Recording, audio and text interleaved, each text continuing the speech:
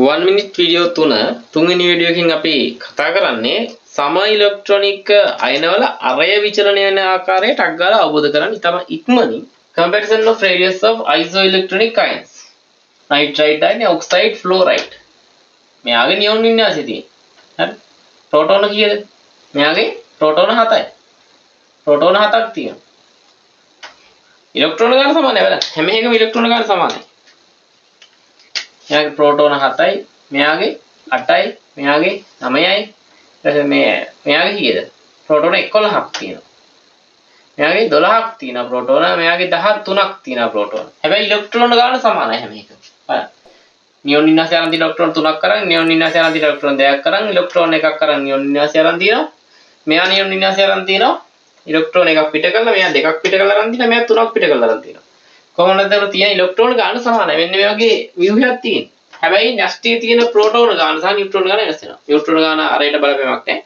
ප්‍රෝටෝන ගාන වෙනස් වෙනවා. ප්‍රෝටෝන ගාන වැඩි වෙන මොකද වෙන්නේ? ප්‍රෝටෝන ගාන වැඩි වෙන්න මේවා ඇතුළට අදිනවා. ඒ ධනාරෝපණය වැඩි වෙනකොට ඇතුලේ ධනාරෝපණය වැඩි වෙනකොට මේවා ඍණාරෝපණ ඉලෙක්ට්‍රෝන ඇතුළට අදිනවා මෙහෙම. එතකොට අරය අඩු වෙනවා. එහෙනම් ප්‍රෝටෝන ගාන වැඩි වෙනකොට. මේ ප්‍රෝටෝන ගාන වැඩි වෙන එක අපිට මේ අයනි දිහා බලලා කොහොමද තේරුම් ගන්නේ? අයනේ ආරෝපණයේ ධන ගතිය වැඩි වෙනවා නම් අරය R මොකද වෙන්නේ? R අඩු වෙනවා. එහෙනම් මේ ටිකේදී පිළිවෙලට හැදුවොත් කොහොමද වෙන්නේ? අරය අඩුම කෙනා මේ ඇලුමිනියම්. ඇලුමිනියම් ඊට වඩා වැඩි ටිකක් මැග්නීසියම්ගේ ඊට වඩා වැඩි සෝඩියම්ගේ ඊට වඩා වැඩි ෆ්ලෝරයිඩ්ගේ ඊට වඩා වැඩි ඔක්සයිඩ්ගේ අරය වැඩිම වෙන්නේ නයිට්‍රයිඩ් අයනේ. නයිට්‍රයිඩ් අයනේ.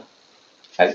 ඒක තමයි අරය වැඩිම වෙන්නේ. මොකද ප්‍රෝටෝන සංඛ්‍යාව අඩුයි ගොඩක්. ඒ නිසා හැකිලිම අඩුයි. එහෙනම් සම ඉලෙක්ට්‍රෝන ප්‍රභේදවල මෙහෙමයි කරන්නේ. ටක් ගාලා අපිට ආරෝපණය දිහා බලලා ආරෝපණයේ ධන ගතිය වැඩිනකොට අරය අඩු වෙනවා. ඍණ ගතිය වැඩි වෙනකොට අරය වැඩි වෙනවා කියලා ගන්න. සම ඉලෙක්ට්‍රෝන අපිට ගන්න පුළුවන්. මේක මේ පුරුණාට පස්සේ මේ අයන සමූහයක් දුන්නා. ඒ ටිකේ සම ඉලෙක්ට්‍රෝනික තියෙනවද කියලා පාට අතුර ගන්න පුළුවන්. ඒක මේ අමාරු වැඩක් නෙමෙයි.